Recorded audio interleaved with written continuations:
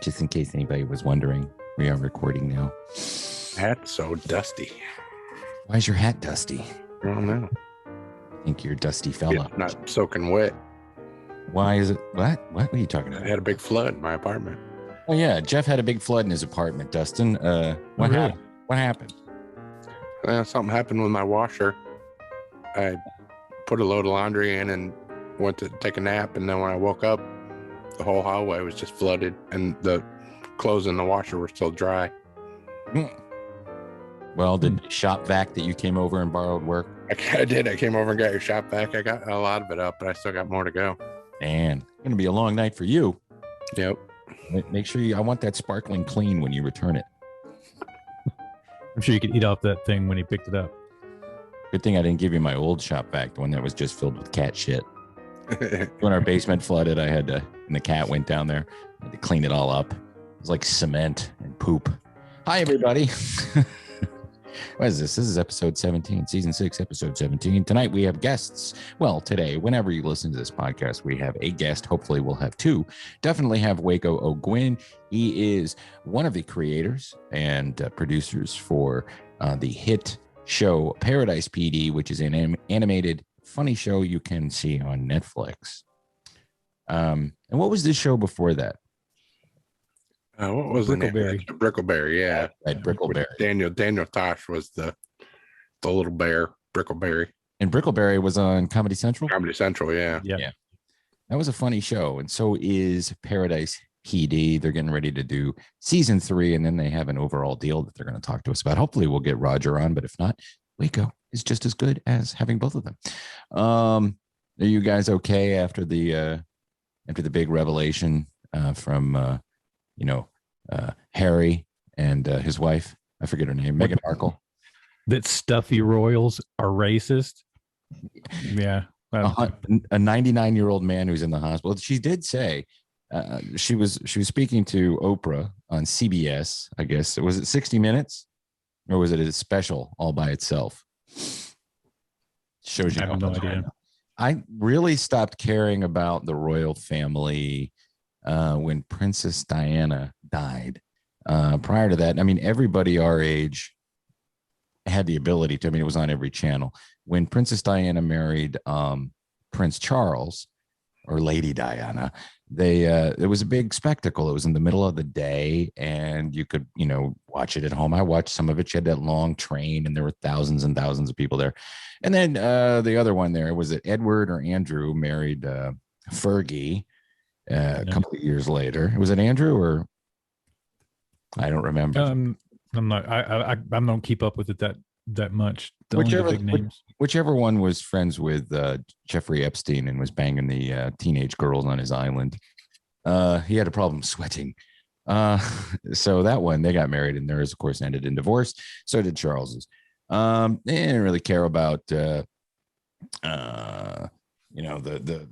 last one, his oldest kid, the one that looks like him, got married. See, I really don't know. I don't know about these people. They're in the news constantly. What's his name? It's not Prince. Prince Harry's Prince William. Yeah, Prince William. He married the demure, skinny, she was made to be a princess type of thing. So basically what we found out from watching this show is that the royal family is racist. They were worried about the color of the skin of the baby. I don't see why they would. And Meghan Markle is a victim, even though she's set for life and a multimillionaire. Complaining, by the way, with her husband, who's also set for life and a millionaire, to a billionaire it's so ridiculous on the surface that if you dive into it, it couldn't be any stupider. But that was dominating all day. Did you guys pay any attention to that? No, I did not. Good. Only in passing, only when it was popping up. But I mean, it doesn't. I mean, no revelation that came about that I saw was anywhere near surprising. No. I mean, that's par for the course for a royal family, I would think. Certainly one in England, Yeah, that's what I mean. Yeah. like in a Western nation that still has a monarchy. Most of them don't have monarchies anymore. Yeah, the ones that are still holding on to that that mindset, and which is slowly fading even in their own country. I mean, the royal family is not held in the regard that it used to. No, well, not by the native people of Great Britain, traditional, British people, but they have a huge population of people who aren't native to the island or the United Kingdom. And though I don't see those people showing fealty to a queen or a king. Charles will be king. He probably won't reign very long. His mother lived forever. And then it'll be William. So we'll see. But anyway, congratulations to everybody who got all excited about that. And now everybody fights about it on Twitter. You don't like her because she's an African American. No.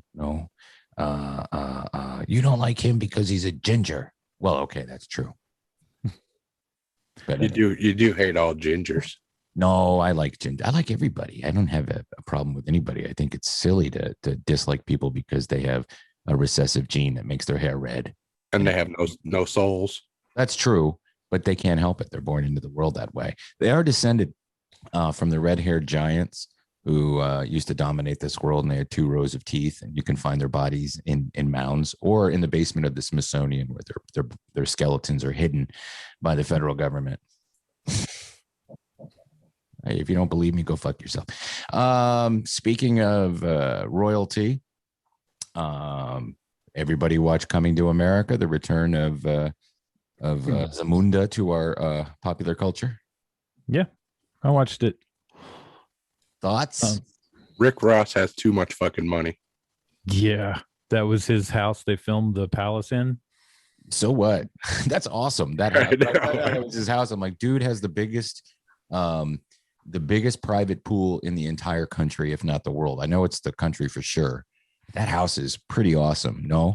Yeah, my wife was like, she was like she goes, the palaces and everything else, it just didn't have the same scope to it. And I was like, well, this is being filmed practically in a real house as opposed to matte paintings that were used in the 80s, right, or 90s, making, the original. I said, yeah, I mean, just the fact that they were able to pull that off using his property was pretty amazing. Of course, to me, the movie was, I thought it was good. It was very nostalgic, but unfortunately it kind of left me leaving it the same way I would leave a high school reunion. What do you mean? Where you have expectations and hopes and dreams of things that you once knew, and then after an evening with them, you just leave kind of sad that it wasn't really up to your expectation. I thought it met all my expectations. I was glad to see Louis and.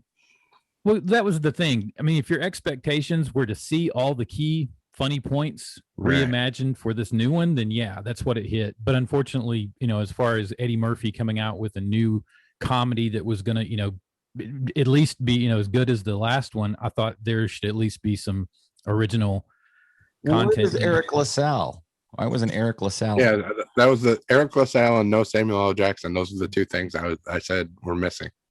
Well, Samuel L. Jackson was only in it for 2 seconds. I know, but he could have come to Zamunda or something. He has a diseased rhinoceros pizzle. I know.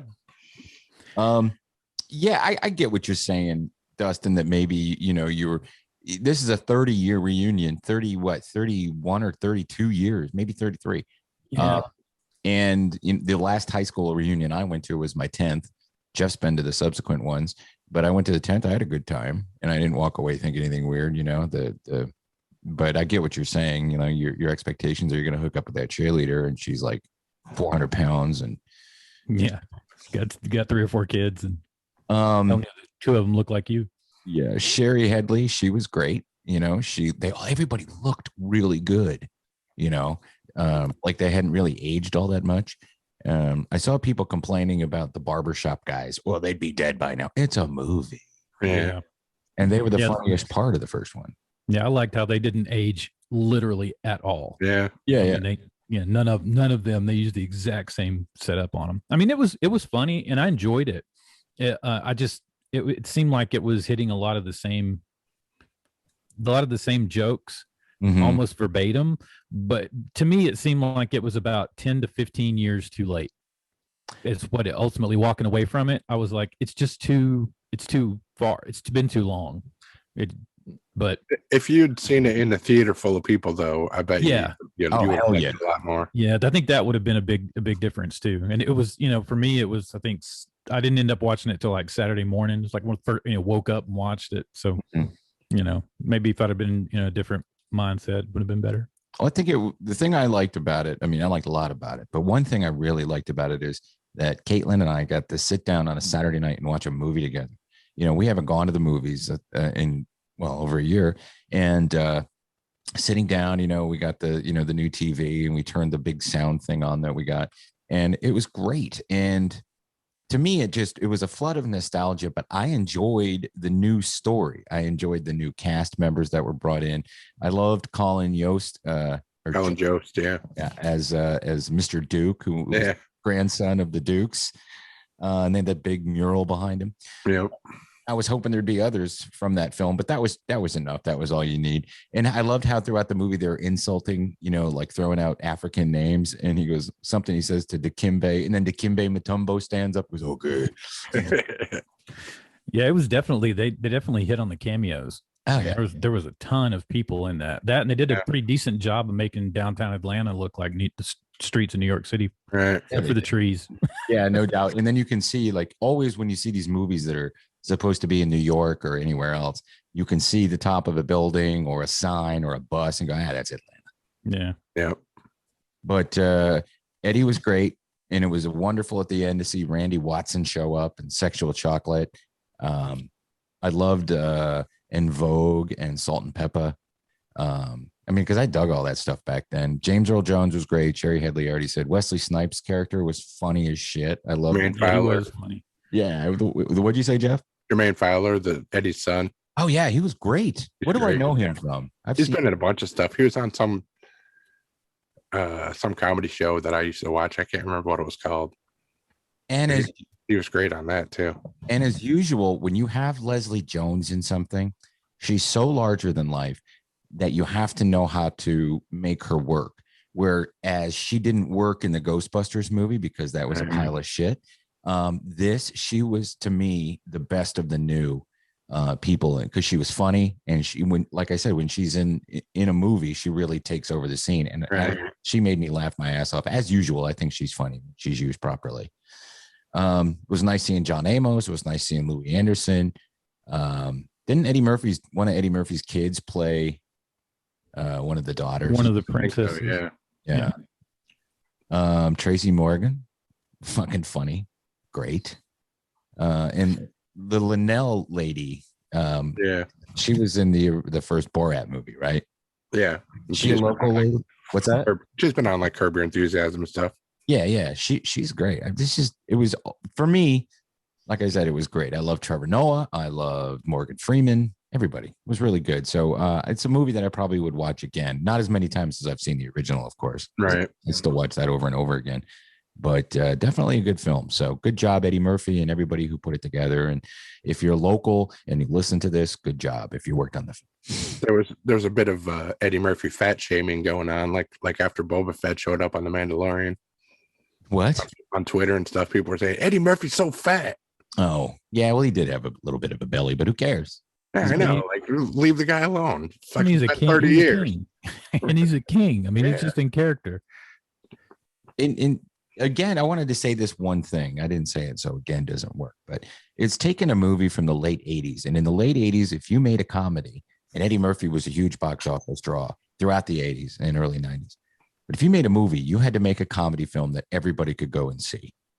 And I think in this weird time in which we live, where everything is a conflict, social media, the news, everything is just people are at each other, people hate each other, this and that and other thing.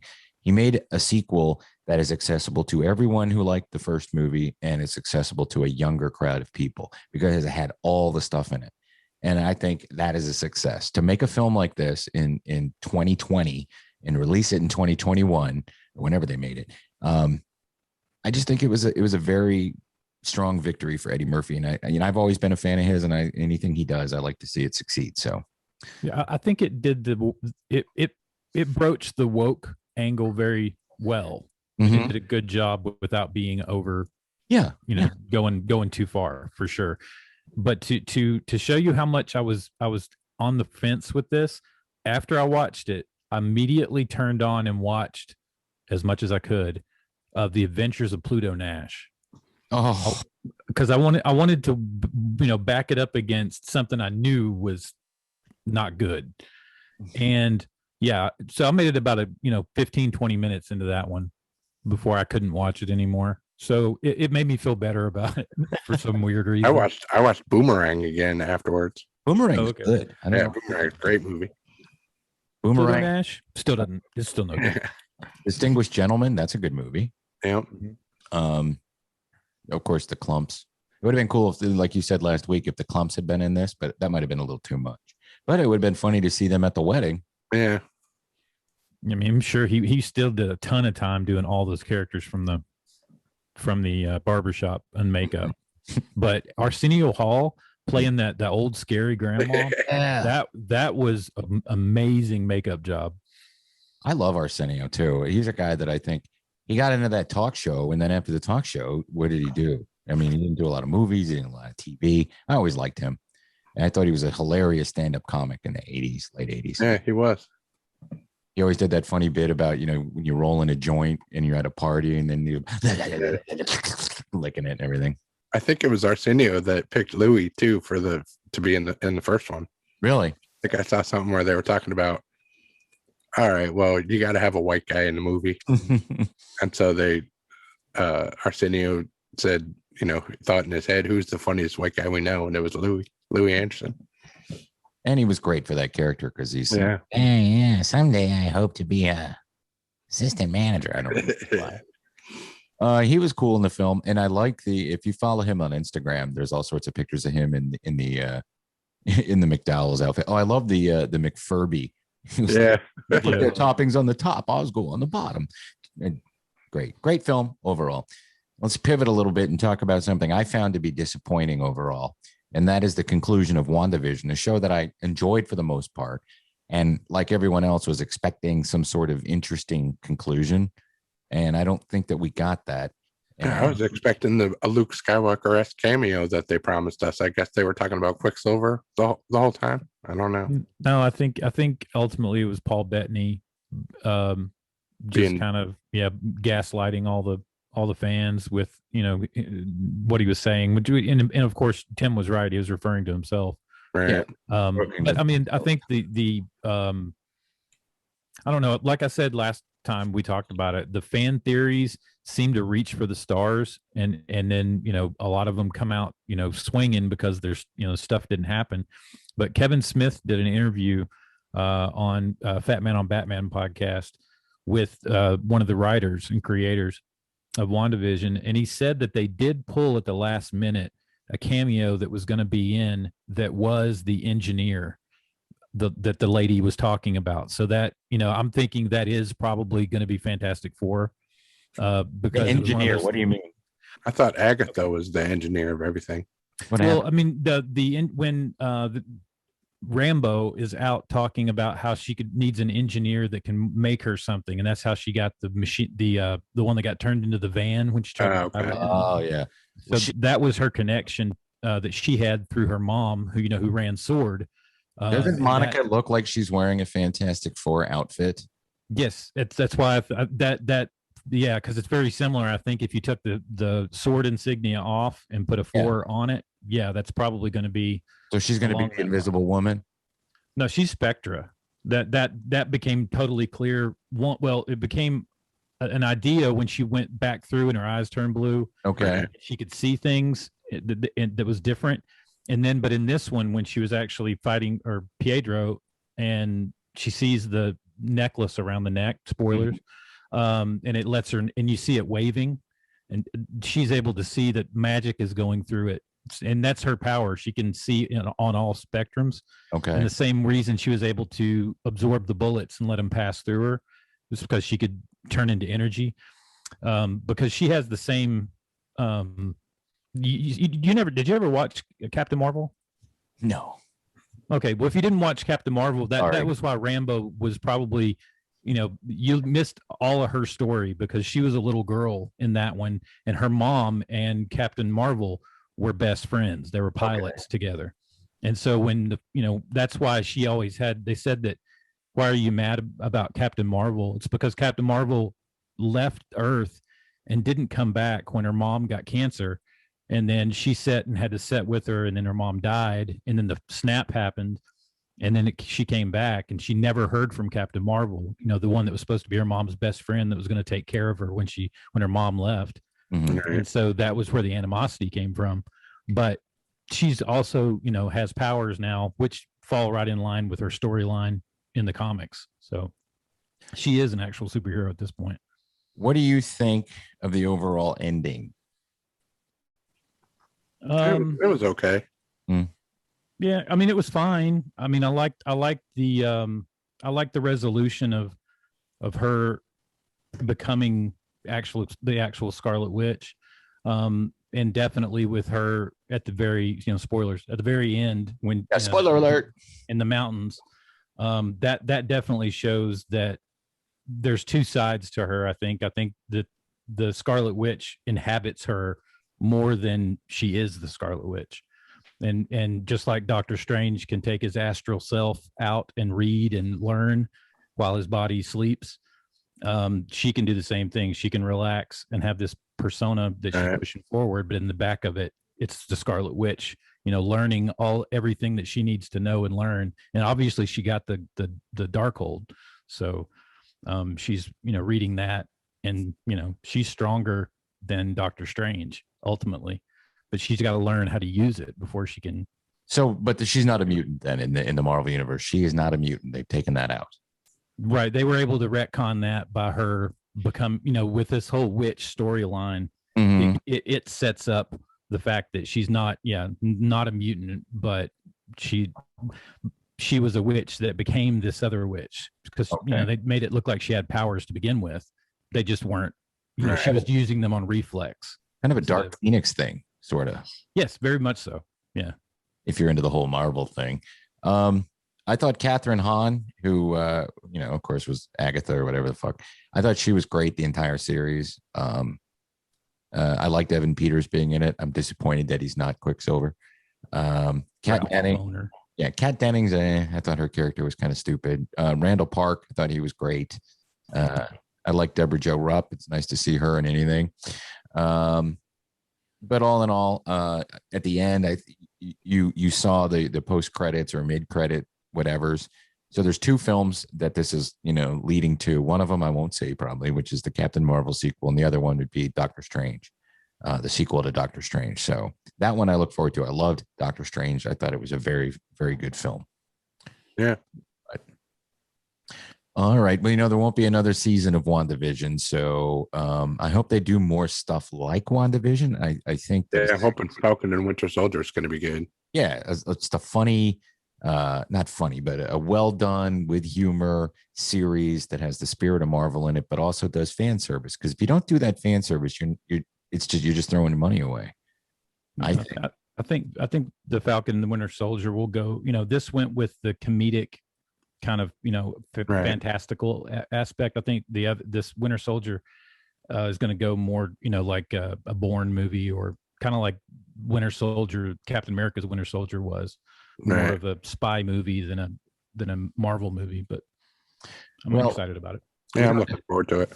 We don't have enough time to talk about Pepe Le Pew being canceled and digitally removed from the Space Jam sequel, but that's okay. Because, he's got to go. He's a horrible polecat. And they try again to cancel Speedy Gonzalez, but they can't, because he is an iconic and well-loved character in the Latin American world. So anytime they try to do it, all those people on Twitter are like, "No, you're not doing that. We love Speedy Gonzalez. So go fuck yourself."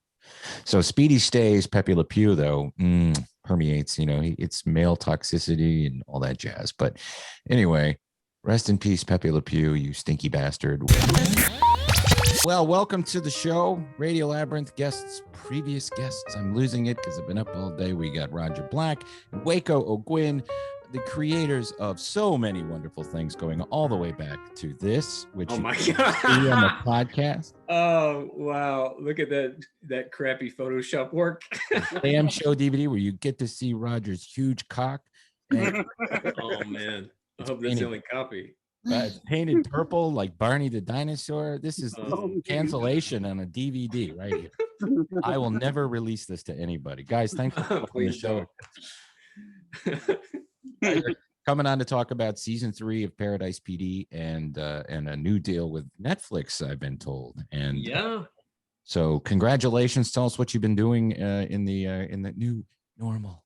We've been staying at home, not getting our hair cut, Mm-hmm.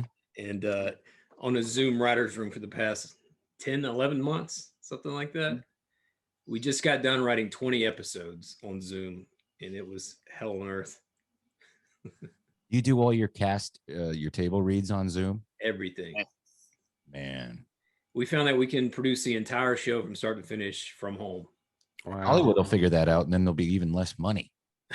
Oh yeah, I don't know if it's possible in our show, Yeah. but Well, congratulations, though, man. 3 seasons and kicking ass. And so what else is in store? Well, we have part 3 coming out this Friday of Paradise, and then a whole new show called Farzar that'll be out in about a year. Farzar, like It's, ZAR. Yeah, Farzar, right? And that's it. sci-fi. Keep it simple. Yeah. Animated. Of course, that's all they let us do anymore. Tell us about it. Can you? Yeah. Whatever you can. Can you tell us anything about it? Yeah. Go You got ahead, Raj. any voices lined up or? Yeah, we have some of the same voices from Paradise on there. We got Dana Snyder, He's the best. he's amazing, man. Yeah. Dude's It got- better be all you say, because we're not supposed to say this shit. Yeah. Yeah, don't get in trouble. I mean, if you can't say something. I was gonna, is Tom Kenny gonna be on it too? I'm sure he will. We love Tom. Because I was thinking, being an ensemble show, like the damn show at one point was, and Tom Kenny being on Mr. Show makes me think of Jay Johnson, who was one of the. You guys, Was that confirmed? Did that really happen? everyone says it's him. People are No, saying he was that on it's- Bob's Burgers too. He did voices for Bob's. Yeah. He may have been in that movie that we were extras in, that Run Ronnie Run movie. I wonder if he Oh was yeah, in I think so. You guys are in that? Yeah, way in the background As extras. as extras. Yeah. I watched it once. I downloaded it illegally. They told everybody to do that. Download it illegally. Yeah, they do that. Yeah, they're like, they don't like establishment. Like they were always come out against HBO and like fuck HBO. Yeah. Fuck And that. that's like fuck our own movie. I don't know why, but It's all right. It wasn't a bad film, but it wasn't that great. But it was funny. It was better than well, I don't want to say. Go ahead. I don't know. But yeah, I mean that's crazy. If I don't know, I guess he lives in LA. I don't know. I almost feel maybe he went crazy because he was a Trump supporter who lived out here. Because God can only imagine that stuff. It's gonna be tough on anybody. It's that much of a Trump guy in LA. Like, who do you talk to about that out here? I don't know I don't know how anybody could like a politician enough to go. I have people on my street. I live in Tucker, but people on my street who went to not that one, but went to a previous rally. And they always stop by because they know that I work at WSB. So they think that makes me a right winger or something.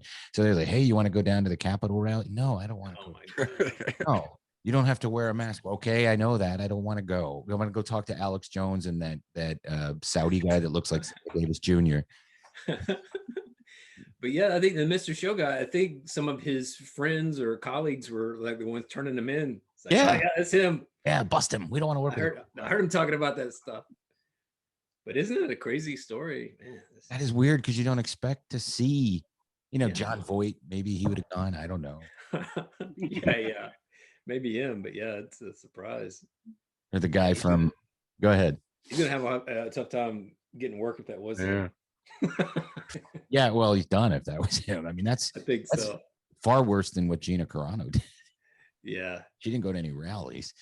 You already asked my question. So the voice actors, that's what's curious to me, because how is the quality of that if you do it at home, or do they go to a studio? You have to tell us when it comes out. Only a handful of them go to a studio anymore. Almost everyone does it at home. And some they have these kits from the studio that they send out Mm-hmm. sometimes, and other people have just purchased a professional mic. But then you can hear motorcycles and kids screaming and dogs barking, and it takes so much longer. And like to just this morning, we were working with one of our favorite actors, and he had just, he just hit the perfect take, like, yeah, that's it. And then the engineer goes, nope, that was like clipped. They're like, Oh, no. because they can't control really, telling them how close to get, or I guess they, our engineer back in the day, he would like ride the knob. If he knew like Tom Kenny was going to scream, he'd already look at the script and be prepared for it. So all that's out the window. Right. It just takes so much longer. Can you tell us anything about season 3 of Paradise PD?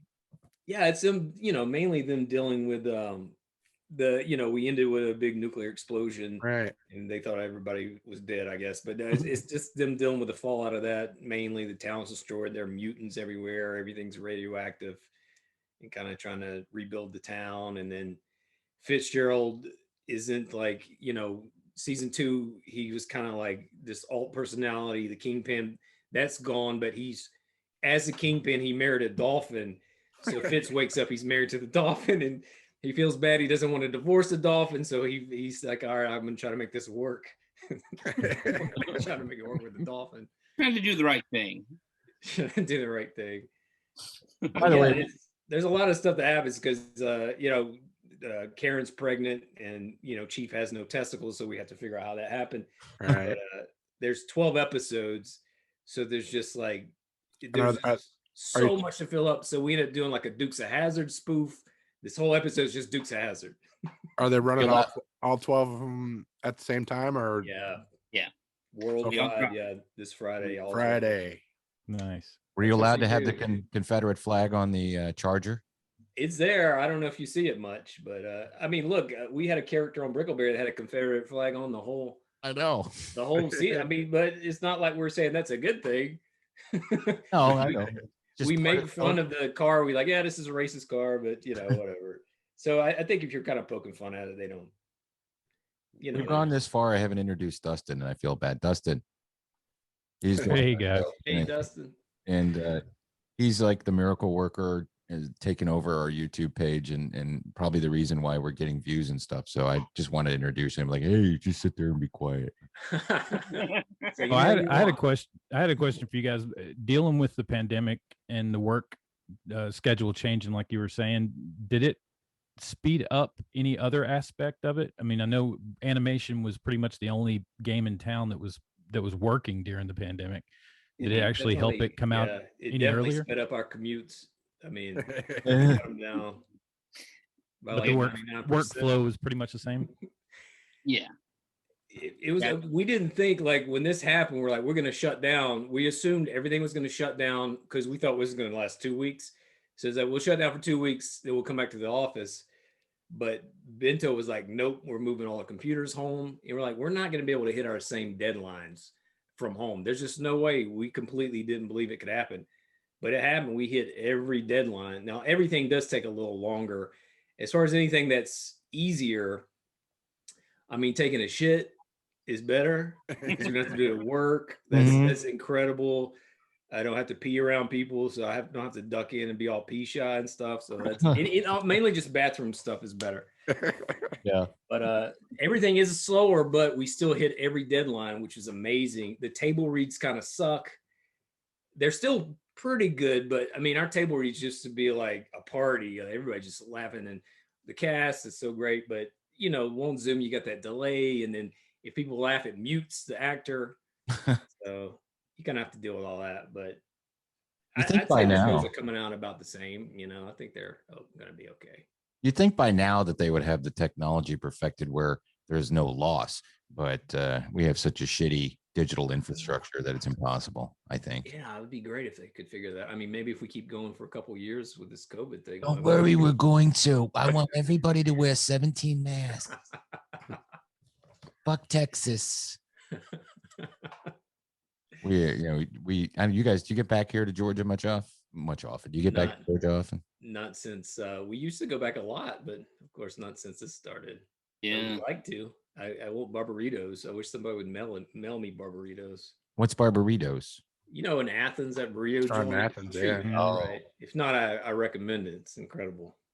I felt like I haven't left really Tucker more than, I don't know, 10 times. Sometimes I'll go out to visit my parents out in Hiram, but I haven't been down to my office since April.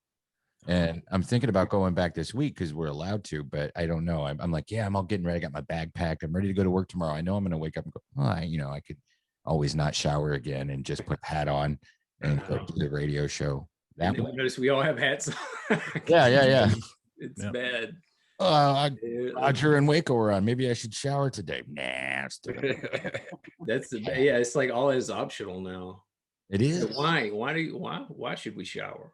Yeah. It's a pain in the ass, really. You can take your socks off. I mean, the whole thing. Well, Any big guest stars in season 3? Lance Reddick's back from The Wire. oh, I love him. Oh man, he's so funny. Like, we wanted to get him because he sounded very serious, but we didn't know how funny he was and how much he loves just stupid humor. So he clicks with us so well. He laughs harder than anybody when he sees a line that's just the dumbest thing ever written. Crack up for like 10 minutes before I loved him on season 2, so I was hoping he'd come back. Oh yeah, he's got a pretty big part. And we would, it looks like we're going to continue working with him. Hint, but I'm not saying anything that I'll get. Hey, he's got a great voice too. Just his voice, so great. Yeah. He was pretty much the I think the fulcrum for the last couple seasons of The Wire. Everything going on around him. If you guys are into that show, I was obsessed with it for a long time. And just like with The Sopranos, the actors on that show, if they do something else, I'll at least give it a shot. Like, I couldn't watch The Affair or whatever that stupid show was, but I gave it a shot anyway. But I love Reddick, and anything that he's been in, I dig. And He's good. Gary Delabate. You got him? A line. Nice. One line. That's enough. Does he play Gary Delabate or a character? Oh, no. He does. I don't think he knew he was playing Gary Delabate. I met him at the Super Bowl in 2019, and it was so stupid because I see Gary Delabate walking by me because we were in the media area. I'm like, oh my God, it's Bubba. And I'm a 48-year-old guy. I want to meet Gary. Blah, blah, blah. I'm like, hey man, can I just shake your hand? He goes, I gotta go to the bathroom. I'll be right back. You can shake my hand after I go to the bathroom. There you go. Did he come back? Well, he did, and then I said, can I get a picture? He goes, hold the camera up. Hold the camera up. I got a fat chin. Hold the camera up.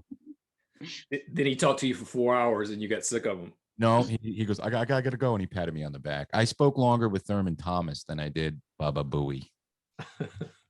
You weren't really allowed to bug people if you're there with the media, but they would come to you, like the old kicker for the Falcons, Morton Anderson. You want to talk about my beef? I'm sick of this fucking beef shit, or I can't, whatever. So Tim was the only one that believed in us up at 96 Rock. They all thought we were, just screwing around, and like, especially Larry, he thought we were just idiots, which we were. But you're like, look, this stuff's actually kind of funny, and they're doing stuff. They didn't want to hear it. See it when I took home the damn show DVD, put it in the DVD player, and watched it. It was nonstop laughing. I took it to my cousin's place. I watched this with my uncle, who he's now in his 80s, but at the time he was in his, I guess, 70s, 60s or 70s, early, whatever. And he loved it. And he was an old school actor guy. So he's one of the few of my older relatives that I thought would appreciate it. He loved it. He said, that's funny stuff. And, but my cousin and I rolling around laughing at it. And I'm like, these guys have to keep, if you know them, keep pushing, because it's good stuff. So I've always been happy for your success. And I love that you'll come on and talk to us. Even when Roger, when you went up to do Yucko on Howard, everybody was mad, and I was like, why are you mad? I mean, good for him. I mean, no, I mean the regular guy's show was great for cutting, my teeth on radio and everything. Right. I don't like fucking open mic nights and stuff like that. I'd never really been on like broadcast or anything like that before, so it was really, I learned a lot doing regular guy's show and everything. Oh, some of that stuff was hilarious. There were people waiting in the parking lot to kill you one time. Was that after you fought Ben, or was you fought Ben the Bunny Man? And Ben the Bunny Man was this guy that used to be on the regular guys radio show in the early 2000s, passed away in 2008. In fact, 2 days after we had him on our Welcome Back show. Oh man. Yeah, it was saying. Right? Yeah, he had a valve, an animal valve in his heart, and he had to have it replaced. And so we had him on the show. This was the week we came back on Rock 100.5, and he's like, I don't know if I'm gonna make it back. And I don't mean that to make fun of him. We love him. That's how he talks. Yeah. And he did. He passed away on the operating table, and it was really sad. We all went to his funeral. And whatever. But he was a cool dude, and he's on what's that guy, that country singer's name that owned was it Zach something or other? Zach Brown. Yeah. He used to play at this place where Ben was a Nene, which is DJ, and he put him on one of his records, Sick Him on a Chicken. Ben, it was a cool thing to do to guy. But that was so funny. You wrestled him at the ESPN Center. I wrestled him as we created a character called Bob the Bunny Man, who was a handsome hair lip. Wow. So I wore a bunny costume, and he beat the shit out of me. And he had some strength, man. Dude, he was tough. And I stood up, revealed that it was me. And then I got punched in the face by one of the fans. I'm like, fuck, what's this? This sucks. Oh God. It's still real to me. We're going to have him on, Dave Wills. He lives here in Georgia. I ran into him at AEW. One of the last things I did before COVID was go see wrestling at Phillips Arena. I had no idea who any of them were. And my brother goes, that's Luke Perry's kid. Oh, okay, cool. But those days were fun. So, we'll love having you guys on. You guys are funny. And yeah, definitely come back when the new show starts and let us know all about that. Yeah, absolutely. Anytime. Slip like Tom Holland again. I'm What's like a fat Tom Holland. This is the show. I want to I talk think about it's a surprise that Dana's on the new show to anymore. Is he fun to work with? He seems like a he's cool the dude. best. We've had him on the podcast a couple Such a times. nice guy. He's a good dude. Yeah, we He's a great guy. Yeah, because there's so many good voices and stuff. Yeah, he's great, and I hope that Adult Swim stuff comes back too, like Aqua Teen and Squidbillies. Squidbillies, they need a new lead. Yeah. We heard about that. That guy went nuts on Dolly Parton. Dolly Parton, you can't do that. Not what he did. Jesus, did you see what he wrote? Yes, I heard about it. What a dope! What a dope! What a great voice he had, though. I know. It was a perfect voice for that role. It's unfortunate. I was campaigning to try and get Tim to step in to do the impersonation of him for the rest of the season. I tried. It didn't work. I can't do that. They need a big name. I think you could have done it and probably fooled everybody if you worked on it. Yeah. I'd rather. We've done that. We replaced an actress with someone who sounded just like her and just prayed nobody noticed. So on Brickleberry. Oh yeah, it happened. Oh yeah, a lot of people didn't notice.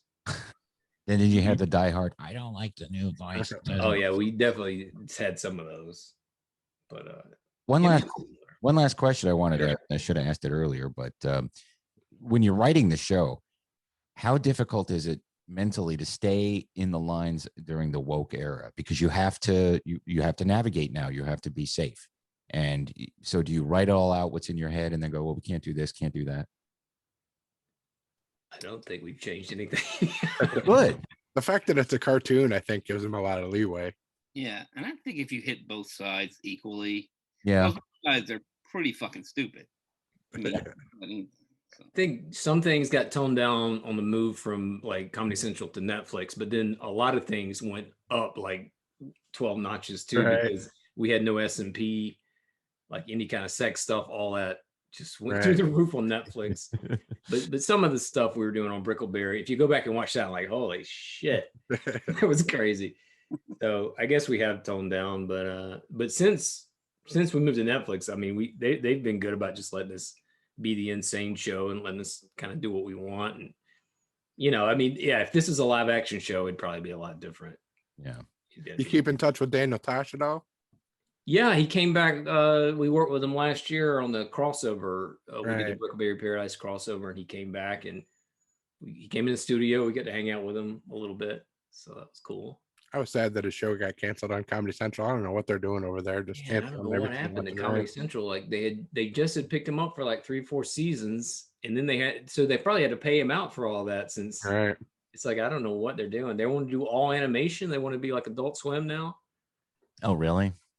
Yeah, it's like all animation pretty much. They're bringing back Beavis and Butthead. And how can they were bringing back Ren and Stimpy? But I think that might have went away right. from that documentary and everything. Oh, that was a good documentary, though. I think Bobby Moynihan's working on some shows for Comedy Central, some cartoon shows. Oh yeah, I've seen that. How did they bring back Beavis and Butthead? The last time they did it, they did reality shows because there aren't music videos really anymore. Well, there are, but YouTube videos. Yeah. Okay. Yeah. Yeah, and they're also doing a new Beavis and Butthead movie, I think, for the new streaming service. Please let me live a couple more years so I can enjoy all these things again. What other do you get a lot of accolades in Athens? Do you do other local media or like big media when you come back or in town? The papers, they all kind of still run stuff on us. Cool. The Banner Herald. I don't know how many people read that thing anymore, but they're nice enough to still run stuff on us because they'd always put little things back when we were doing the show in Athens, and the Red and Black there in Athens still does stuff on us whenever we have a new season. Yeah, college newspaper. Oh, somebody send these guys some damn burritos. Oh, yeah, please. We'll help. Don't even care. Don't even put dry ice in it. I'll eat it anyway. I'll take the food poisoning. Is Rackham still around? No, he passed away years and years ago. 2012, maybe something like that. How about Taekwondo guy? We lost touch with him. That's but shocking. He's a tough guy. He might still be around. Taekwondo. I've heard rumors he may still be around. That would be amazing if he is. Could anybody find this DVD, the Damn Show DVD, if they? No, I can't. You hang on to that one because there's not anymore. Well, hit me up if you need it.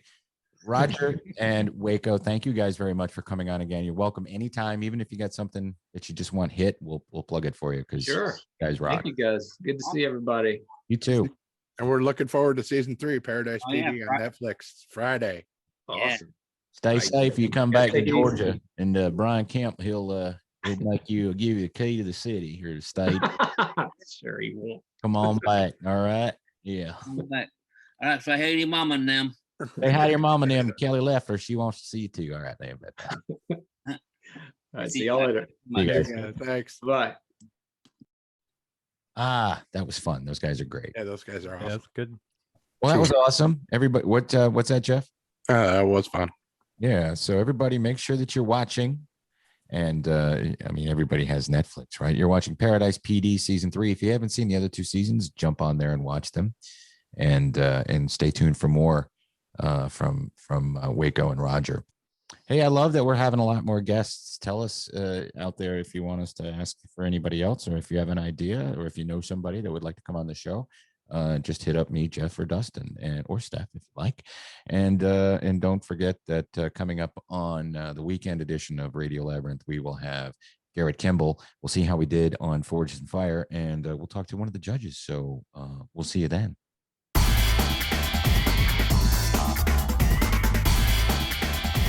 All right, so let's talk about what we watched. Steph isn't on the show tonight, obviously, so I'll read hers real quick. She watched WandaVision, The Lie. I don't know what The Lie is. Do either of you? No. Mm-mm. We're going to have to ask her about that. Notorious B.I.G., which is Biggie, I Got a Story to Tell. That was an awesome documentary, and really puts you back in place and tells you a lot of stuff that you might not have known about if you were into that back in the 90s. I always liked Biggie.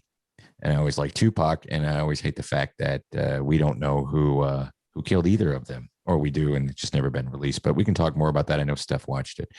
I got Moxie is another show she watched, which I don't know what that is either. That's an Amy Poehler directed movie about the girl that starts the zine. Oh, okay, that's right. I'm gonna watch it though. And her staff pick is something I'm going to watch, Dark Side of the Ring Confidential, which premieres this week on Vice.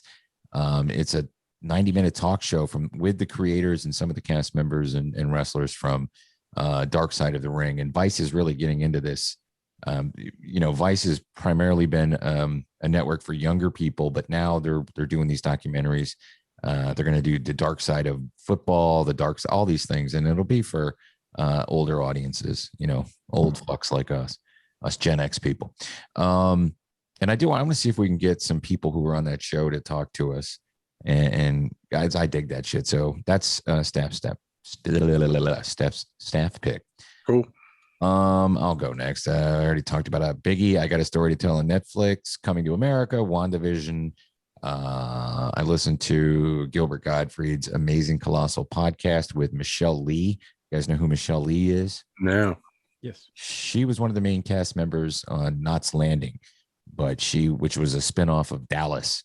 But prior to that, and after that, she's a noted Broadway performer, singer. She worked with Jerry Lewis. She worked with Bob Hope. She worked with Dean Martin. She worked with so many people. And of course, when you're listening to Gilbert and Frank Santopadre, they know everything. And there's a lot of funny stuff in it. So I highly recommend that. And my staff pick is Forged in Fire this week. I've been telling you guys for the last month, you got to watch this Wednesday, which is March 10th. Record it, watch it, and then listen to our episode that comes out Saturday morning, as we'll be speaking with Garrett Kemble to see how well he did and one of the judges. So that's my stuff. I'm looking forward to that. Me too. I watched all that same stuff. I watched Debris on NBC. Did you guys watch that? No. Was that any good? I watched the pilot. Yeah, I watched the first one. It was pretty decent for a network show. I'm going to stick with it. It has the kind of fringe feel to it. Yeah. On a bigger scale, though, which is kind of cool.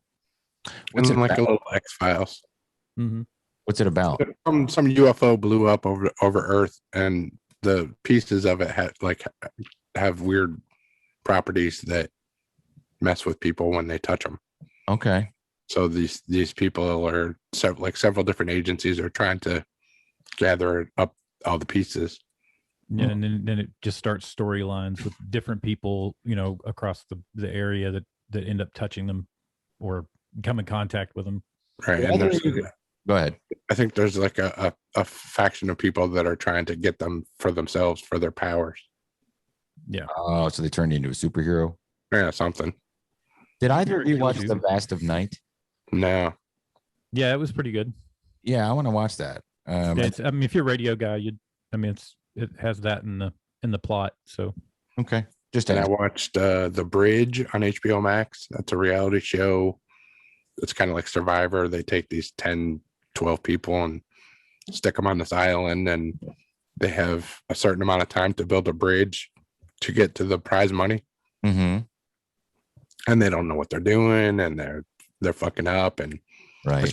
as people get voted off the island, they say shit like, "Oh, we'll give you $10,000 if you destroy 100 feet of the bridge," as they're leaving. So people go and fuck with the bridge that they're building. Uh-huh. They get 10 grand when they leave. Shit like that. It was decent. It was fun, like British. So I imagine they'll probably make an American version eventually, but it was fun to watch. And Wellington Paranormal, I'm still stealing that. And Reese Darby was on episode 2 of season 3, playing his character Anton from What We Do in the Shadows. Oh, that's right. I saw a teaser for that on Twitter, and he didn't turn into a werewolf, though. I was expecting he would, but they kind of teased that maybe the werewolf is the creature that they're looking for, but it's not. Why can't they get that on here? Why can't they get that? They can. Jermaine said that they have a network and a streaming service lined up, but they just can't say anything yet. Oh, all right. So maybe by the time season 3 ends, they'll start running them. I don't know. They need to. And my staff pick is the South Park vaccination special. It's actually on opposite Forged in Fire, I think, or maybe an hour later. On Wednesday. It starts at 8, I think. You can record both. Okay. Yeah. I can't wait for that either. Yeah, that's going to be good. Let's see. I watched a lot of the same things. WandaVision, Coming to America. And then I decided I'm going to catch up on some stuff you guys have been talking about. So I watched Detroiters for the first time. That was really funny. I mean, that was Hilarious. really good. I've seen that comedian, Tim Robbins. Robinson. yeah, before, and he was really funny. But this is the first thing I've ever seen him in acting. Right. And, it was really good. A lot of the jokes are they're a little deeper than what they seem, which I thought was really good. It's really good writing. Where are you watching that on? What did I watch it on? Is it on Hulu? Paramount Plus. Oh, Paramount Plus. Okay. Yeah. It's on there. They got both seasons. Also I watched Tribes of Europa. I watched the first couple of it, and Yeah, what did you think of that? I like it. It is the same the same writer, same producer, the same crew that made Dark, this is their Right. next project. So it's good. I like the scope of it, how big it is. And then you jump right into the political stuff, right off the bat, which was kind of cool. And of course, I love their special effects. They have really good special effects on what would normally look like a maybe like a Hercules looking show, Right. but you add top-notch special effects in it, and it really helps. So I'm gonna keep going with that.